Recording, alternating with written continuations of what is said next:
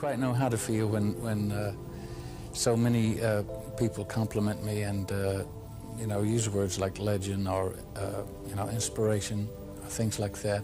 These were just gifts that I was given. ¿Alguna vez se ha preguntado qué había detrás de las gafas oscuras y la voz conmovedora de Roy Orbison, el icono inmortal del rock and roll? Aunque fue honrado como leyenda e inspiración, su vida contuvo dolor y secretos inconfesables. Tras muchos años de silencio, los hijos de Roy revelaron por fin oficialmente la verdad, dejando a los fans sorprendidos. ¿Qué le ocurrió realmente al hombre detrás del éxito o Pretty Woman? Esta emotiva y sorprendente historia está esperando a que la descubras. No te la pierdas.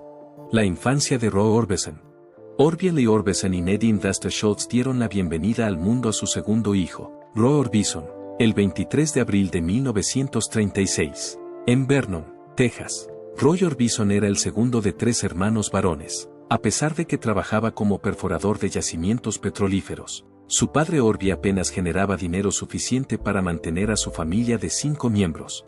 En contraste con su marido, Nadine era todo lo contrario a él. Ella disfrutaba pintando e incluso escribía poesía de vez en cuando, en contraste con él, que disfrutaba con el trabajo duro y su capacidad para cuidar de su familia. En 1942, la familia se trasladó a Fort Worth con la esperanza de conseguir mejores oportunidades de empleo en las industrias aeronáuticas de la ciudad. Thomas Orbison, que nació en 1715 y llegó de Lurgan, Irlanda del Norte, para establecerse en la provincia de Pensilvania a mediados de siglo, es el abuelo paterno directo de Roy. La ascendencia de Roy puede estar relacionada con Thomas Orbison. Además, había un método inequívoco para diferenciar a sus descendientes entre sí, y era el hecho de que todos adquirieron problemas oculares que les obligaban a llevar gruesas gafas. Desgraciadamente, Roy empezó a llevar gafas gruesas cuando solo tenía 4 años. Estas gafas acabarían transformándose en las monturas negras que todos conocemos y nos gustan. Su padre le regaló una guitarra cuando cumplió 6 años y fue entonces cuando empezó a interesarse por la música. Esto inspiró a Roy a desarrollar una pasión por la música desde una edad temprana. A los 7 años, la música se había convertido en su principal objetivo en la vida, a pesar de que no sabía tocar. Su padre y su hermano mayor siempre estaban dispuestos a enseñarle. Roy reveló que la música country fue el género musical que más le influyó cuando era joven. Le gustaba mucho la forma de cantar de Lefty Frizzle, sobre todo las canciones en las que las sílabas arrastradas eran muy marcadas. Como resultado del profundo impacto que este estilo de canto tuvo en él, decidió adoptar el nombre artístico de Lefty Wilbury cuando actuaba con los Wilburys de gira. Hank Williams, Mon Mullican y Jimmie Rodgers eran algunos de los artistas que le gustaba escuchar además del canto de Lefty. Es interesante señalar que Honest Top, que por aquel entonces actuaba en la parte trasera de un camión en Fort Worth, fue uno de los primeros artistas que tuvo la oportunidad de escuchar en persona. Como Roy estaba constantemente rodeado de soldados emocionados porque estaban a punto de ser enviados al frente, Fort Worth desempeñó un papel importante en su educación musical.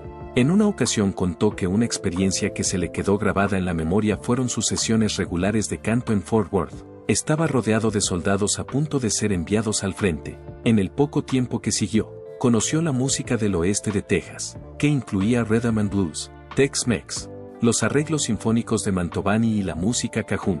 Una de las primeras canciones que interpretó en público fue la cajún Joel Blunt, que le marcó profundamente y se convirtió en una de sus favoritas. Tras empezar a demostrar sus dotes como cantante en un programa de radio local cuando solo tenía 8 años, Roy acabó convirtiéndose en el presentador del programa a finales de la década de 1940. En cualquier caso, Roy se apuntó y ganó un concurso de la emisora de radio KWC cuando tenía 9 años. Esto dio lugar a que tuviera su propio programa de radio, en el que cantaba las mismas canciones una y otra vez cada semana. Sin embargo, a pesar de que le apasionaba la música y parecía que le iba bien en la profesión, seguía teniendo un gran interés en ampliar su educación. La Danvers Avenue Elementary School, situada en Fort Worth, fue su escuela preferida. A pesar de ello, sus padres les trasladaron a él y a su hermano Grady Lee a Vernon, donde vivirían con su abuela. Roy solo tenía 8 años en ese momento, y la Segunda Guerra Mundial estaba llegando a su fin.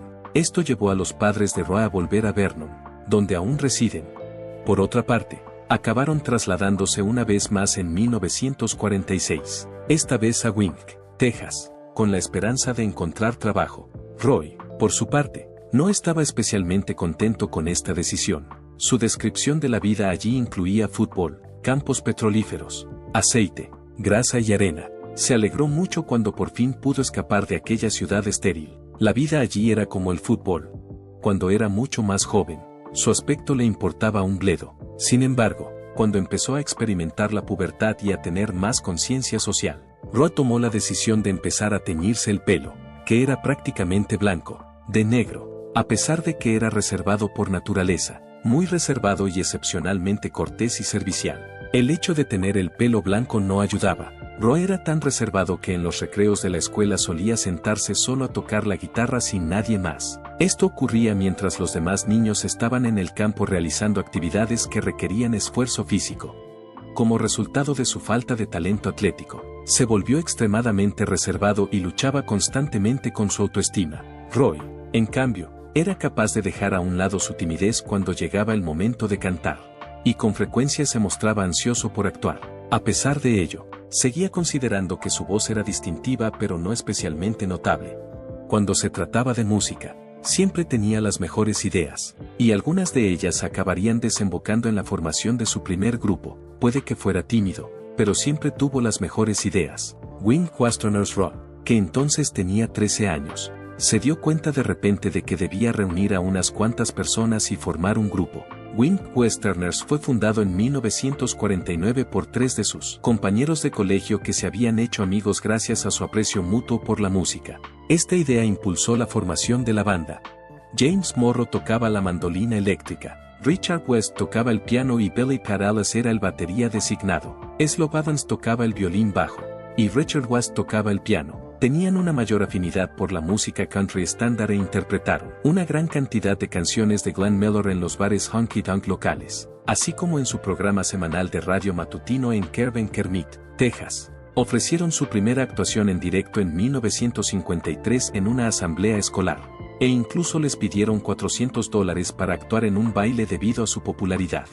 En ese mismo instante, Roa tuvo la epifanía de que podía hacer carrera a través de sus esfuerzos musicales. En consecuencia, cuando cumplió 15 años, tomó la decisión de que, en lugar de aprender a tocar la guitarra, había llegado el momento de empezar a utilizarla para complementar sus esfuerzos vocales. Después de tomar esta nueva decisión, la banda se lanzó a la búsqueda de trabajo y fama, y como resultado, participaron en un concurso de talentos que se emitió en KAMAT Television en Midland, Texas, en el año 1953.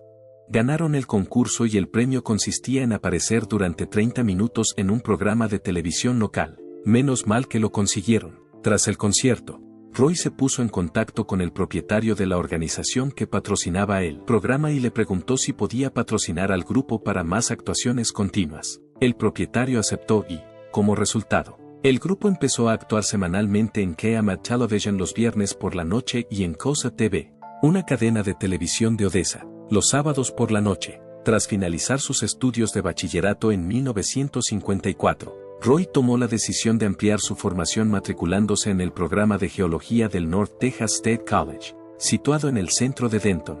Según los rumores, tenía un plan alternativo para encontrar empleo en los campos petrolíferos en caso de que su carrera musical no prosperara. Por otra parte, durante el primer año de la carrera, se mostró tan desinteresado por ella que decidió pasar a estudiar historia e inglés en su lugar. No obstante, el método de expresión musical favorito de Roa era colaborar con sus compañeros de clase Billy Paralas, Dick Penne y Wade Moore.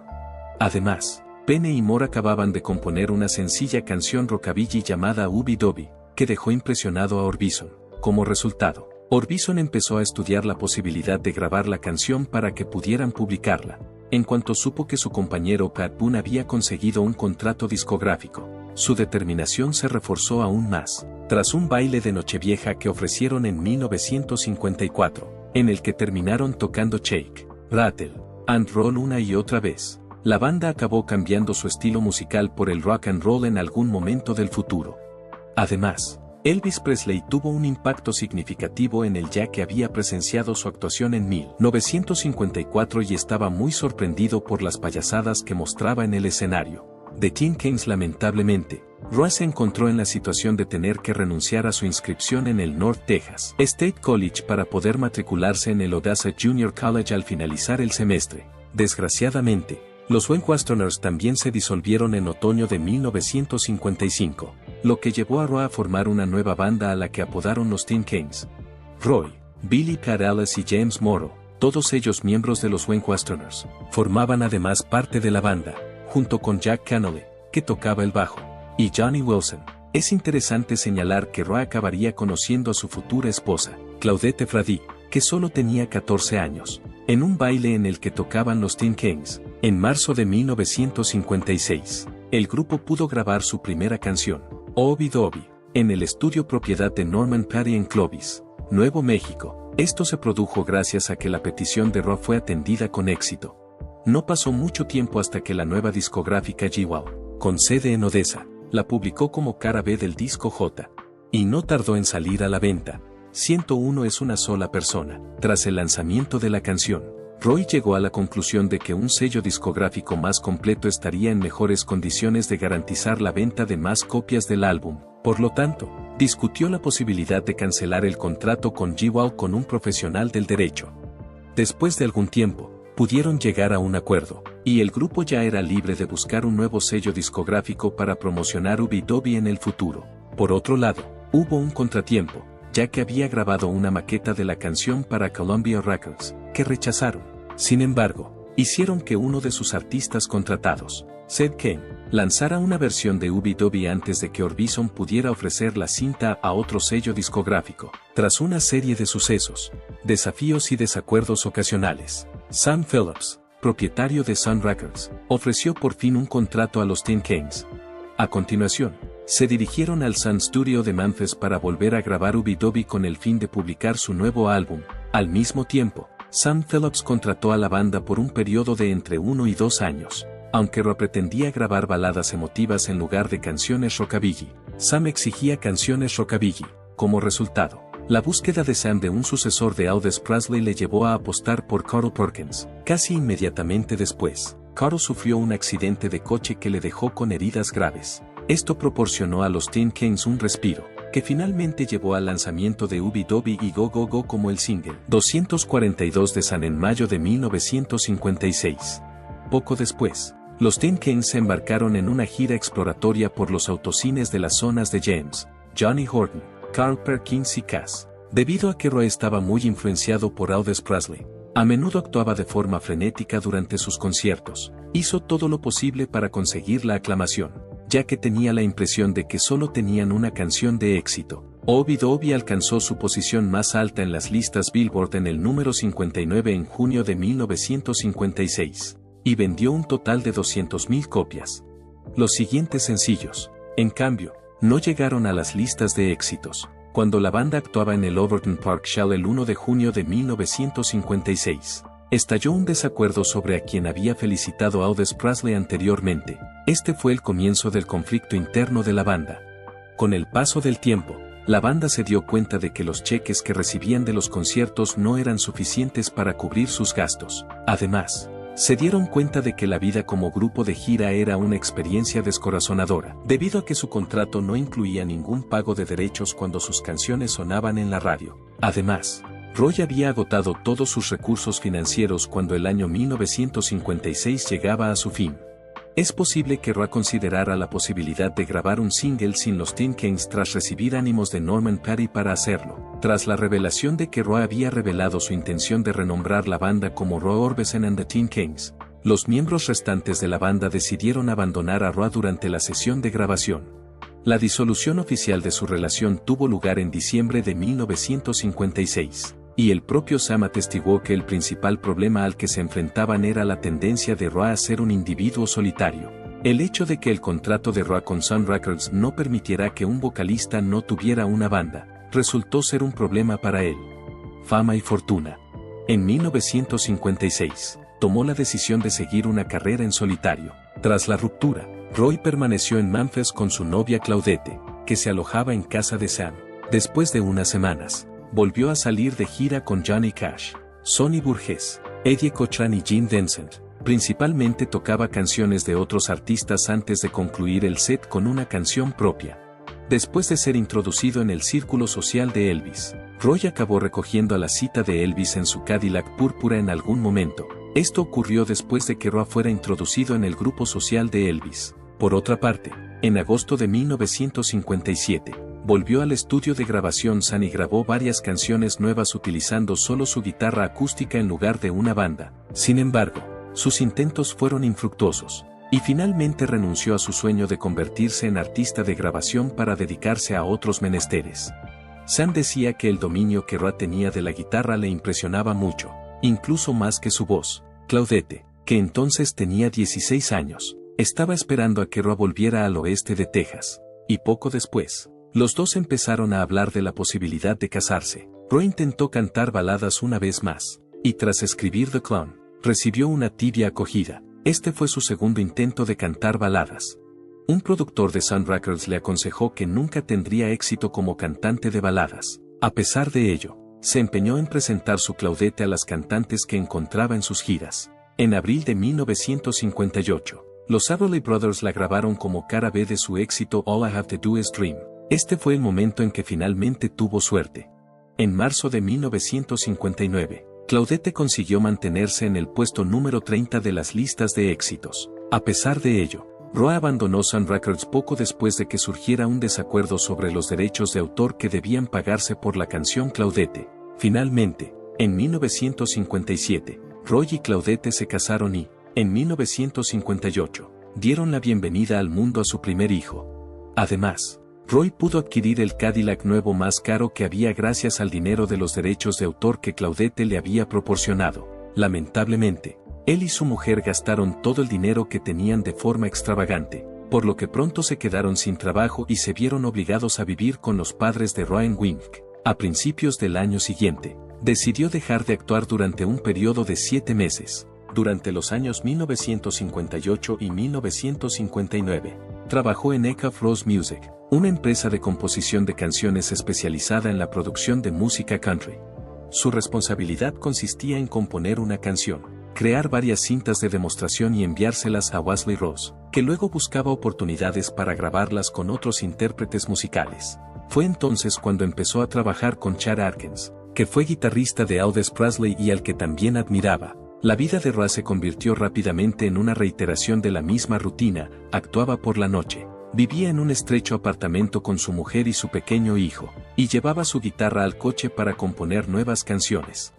Su tenaz determinación dio sus frutos y, en poco tiempo, pudo establecer una relación de trabajo con Fred Foster, productor de Monument Records, la discográfica a la que acabaría cambiando. El estilo de Roy cobró vida en Management, que dotó a su música de un sonido pulido y profesional.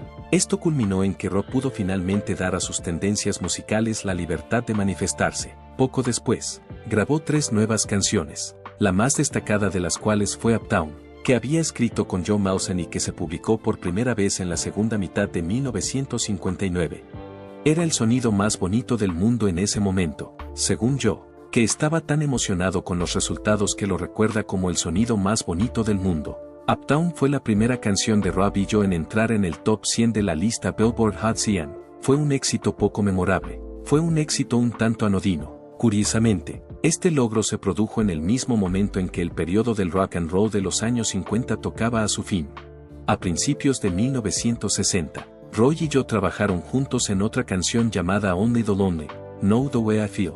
Esta canción supuso un cambio significativo respecto a los trabajos anteriores de Roy cuando fue lanzada. Además de incorporar temas de canciones anteriores, también añadieron cuerdas y coristas, y Roy incluso tuvo la oportunidad de mostrar su tremenda voz cantando una nota prominente en falsete. A pesar de que Roy intentó grabar la canción en Memphis con Elvis Presley, finalmente decidió grabarla en Nashville, utilizando un novedoso proceso de mezcla que más tarde se convertiría en su sonido distintivo.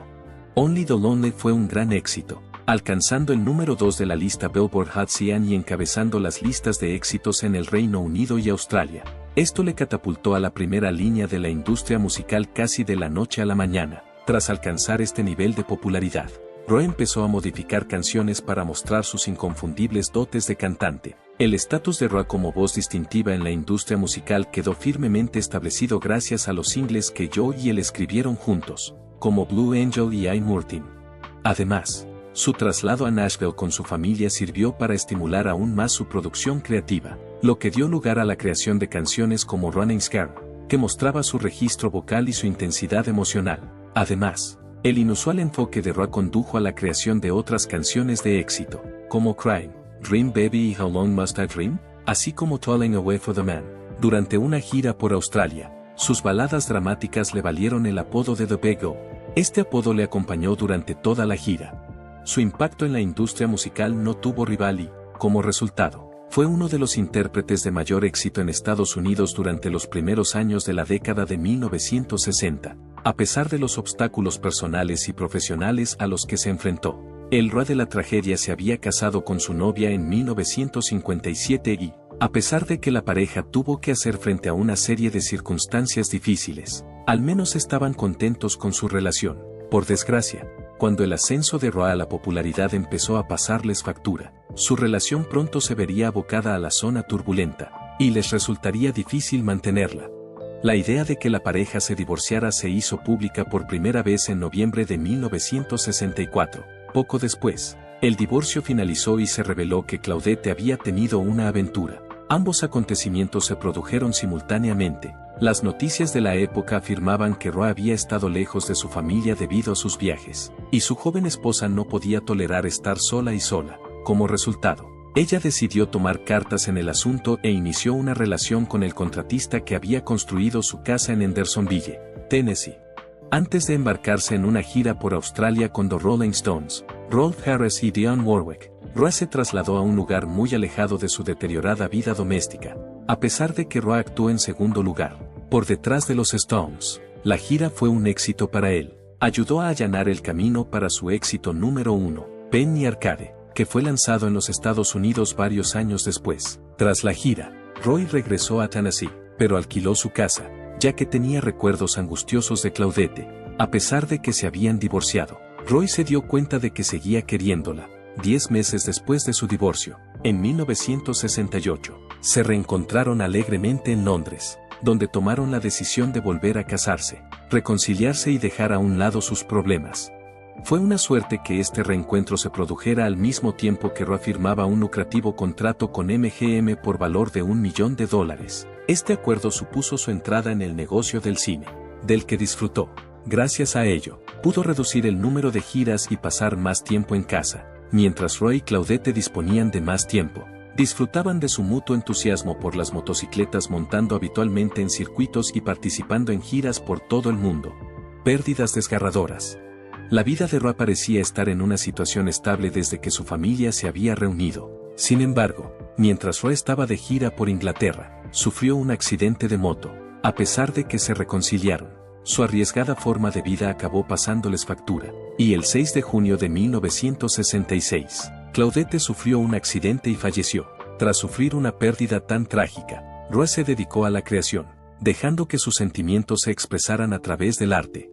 Roy se sentía desconectado de los tiempos cambiantes y de sus extrañas circunstancias personales. Como comentó más tarde, no oía muchas cosas con las que pudiera identificarse. Así que se quedó ahí como un árbol en el que soplan los vientos y cambian las estaciones. Y tú sigues ahí, y vuelves a florecer. Y eso a pesar de que ha pasado mucho tiempo escribiendo y haciendo giras. Durante esta fase de trabajo incesante, Roy pasó menos tiempo con sus hijos y más en los estudios y en largas giras mundiales. También viajó mucho por todo el mundo. Otro suceso ocurrió en septiembre de 1968 en Birmingham, Inglaterra, cuando Roy descubrió que sus 2 hijos mayores habían fallecido en un problema en su casa de Tennessee. Sus 3 hijos habían fallecido. El estado emocional de Roy se volvió extremadamente inestable como resultado de estas pérdidas. A pesar de ello, en 1969 pudo aliviar parte de su sufrimiento al contraer matrimonio con Barbara Jacobs, con la que tendría 2 hijos.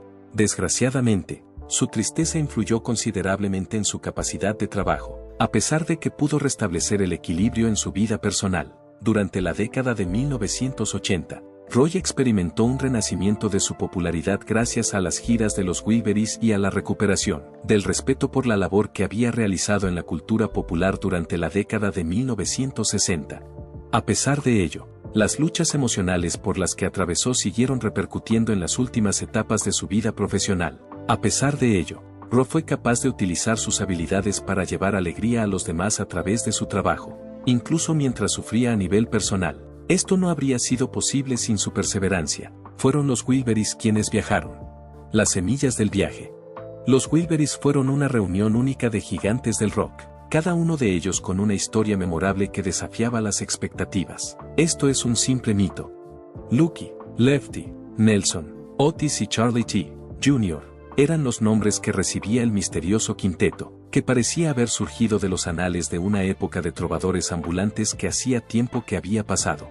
Bob Dylan, George Harrison, Roy Orbison, Tom Petty y Jeff Lynne eran los miembros de este Dream Team musical. En realidad, sin embargo, eran un Dream Team musical. En los años previos a su colaboración en 1988, cada uno de estos ídolos había navegado individualmente por los turbulentos mares del éxito del rock. Debido a que Roy había actuado en el escenario junto a los Beatles durante el apogeo de la Beatlemanía, su popularidad ya se había establecido en todo el Reino Unido. Mientras tanto, Dylan y Harrison habían desarrollado una amistad dinámica a pesar de las corrientes opuestas de la música rock en los años 60. Prueba de ello fue la presencia de Dylan en la actuación de Harrison para Bangladesh, algo especialmente infrecuente. Gracias a la capacidad de Harrison para atraer a personas con talento a su círculo, Jeff Lynne pudo producir Club 9 cuando Dylan estaba de gira con Tom Petty and the Heartbreakers. Esto creó las condiciones para un encuentro musical totalmente casual. Cuando Harrison pidió a los demás miembros de los Wilburys que compusieran una cara B para su disco This Is Love, plantó las semillas que acabarían convirtiéndose en los Traveling Wilburys. Durante una visita a buscar una guitarra, Petty fue invitado casualmente a participar, lo que dio lugar a la creación de Handle with Care, una obra maestra que pedía a gritos que se sacara un álbum completo. Estos iconos se deleitaron en el proceso de creación, hilando un hilo musical que abarcaba una variedad de géneros musicales y épocas, personificando así el espíritu mismo de la americana. El apodo de Traveling Wilburys hacía referencia a las travesuras en el estudio por las que eran conocidos Lynne y Harrison. Fue en el estudio donde surgió la magia, con ecos de rock, country y pop entrelazándose para formar un supergrupo que encarnaba la esencia colectiva de la música americana. El álbum Traveling Wilburys Volumen 1 fue su primer álbum.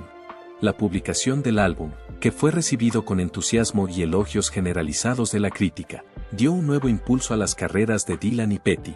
El disco, que ganó un Grammy, llevó a los Wilburys al primer plano de la atención pública, demostrando que parecían tener una muy buena relación de trabajo entre ellos.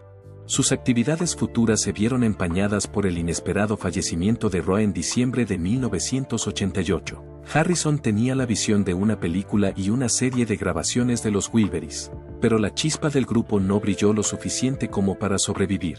Aunque cada uno de los miembros siguió colaborando en diversos proyectos en solitario después de 1991, la publicación de la colección Traveling Wilburys en 2007 reavivó el interés por la historia de la banda. La recopilación incluía vídeos musicales y un documental que ensalzaba el misterioso viaje de la banda. El fallecimiento de Roy dejó a los Wilburys profundamente impresionados, lo que les llevó a presentar sus emotivos respetos y a contemplar lo que podría haber sido. Los 4 miembros supervivientes de la banda, afligidos por su fallecimiento, decidieron no sustituirle y, en su lugar, optaron por mantener la magia única que habían creado a través de su breve pero significativa colaboración. La eterna cohesión y asociación musical de los Traveling Wilburys, que definió una época, una muerte y un legado, será considerada para siempre como el grupo musical que definió una época. A lo largo del año 1988, la carrera de Roy alcanzó su punto álgido. En noviembre de 1988, terminó de grabar su álbum titulado Mystery Girl. El primer disco que publicaron los Traveling Wilburys fue un éxito, y su carrera experimentó un periodo de renacimiento. Ya estaba desarrollando planes para escribir una autobiografía, e incluso soñaba con que Martin Sheen le interpretara en una película biográfica. El hombre de 52 años ya estaba desarrollando estos planes, teniendo en cuenta todas las dificultades y desgracias que había experimentado en el pasado. Es razonable suponer que se sentía aliviado de que las cosas le fueran bien esta vez. Solo tenía que preocuparse por los pequeños síntomas en el pecho que le había comentado a Johnny Cash. Sin embargo, era solo una pequeña cantidad, y conservó la posibilidad de volar a Europa para aceptar un premio y dar un concierto en Amberes. Pocos días después de la actuación de Roy, un gerente del club de Boston donde cantaba expresó su preocupación porque la salud de Roy pudiera estar deteriorándose. Sin embargo, el cantante se aseguró de terminar su actuación. El 4 de diciembre incluso actuó en el Front Row Theater de Ohio. Después de eso, regresó a Hendersonville para relajarse unos días antes de tomar un vuelo a Londres para rodar 2 películas más. En los 2 días siguientes, él y sus hijos participaron juntos en un vuelo de aeromodelismo y luego fueron a cenar a casa de su madre. Ese mismo día fallecería a la edad de 52 años debido a un ataque al corazón. 9 años antes de su fallecimiento, Roy se sometió a una operación a corazón abierto conocida como triple bypass. A raíz de la operación, Roy empezó a tener problemas de cambio de peso, algo que no pudo controlar debido a su afección cardíaca antes de fallecer. Le sobrevivieron su segunda esposa, Barbara, los 2 hijos que tuvieron juntos, Roy Jr. y Alexander, así como el hijo menor que tuvo con Claudette Wesley. También le sobrevivió su segunda viuda. Desgraciadamente, Barbara perdió 23 años tras la muerte de su marido a causa de un cáncer de cuello de útero. Sin embargo, los 3 chicos siguen unidos en el amor y la admiración por su padre, que es lo que les impulsa a hacer un esfuerzo concertado por preservar su legado siempre que sea posible. Percusionista consumado, escritor, director y productor de cine, Alex también es conocido por su nombre artístico, Orby. Además, ocupa el cargo de presidente de Still Working Music Group, una organización editorial, así como el de presidente y cofundador de Roy's Boys LLC, donde él y sus hermanos se encargan de gestionar el legado de su padre. A diferencia de su padre, Roy Orbison Jr. siguió los pasos de su padre y se convirtió tanto en músico como en productor discográfico. Una melodía que nunca se había escuchado antes fue remasterizada y creada por los hijos juntos, y luego se puso a disposición del público en general. El año 2014 fue un año significativo para ellos, ya que fue el año en que escucharon la voz de su padre volver a la vida. Dentro de la versión de lujo de Mystery Girl, se incluyeron 9 temas del legendario artista de los años 60 que nunca antes se habían escuchado. Añadir guitarra y batería a las canciones permitió a los hermanos Orbison hacer realidad su viejo deseo de actuar con su padre en un disco. Este sueño formaba parte de ellos desde la infancia. Además de la realeza del rock, contaron con John Carter Cash, hijo de Johnny Cash, el famoso cantante de country. Alex afirma que todo el procedimiento logró unir a los hermanos de diversas maneras y que sus padres estarían excepcionalmente orgullosos de ellos por este logro. Cuéntanos en los comentarios cómo te ha influido e inspirado la extraordinaria historia de Roy. Gracias por ver el video. Nos vemos en los próximos videos.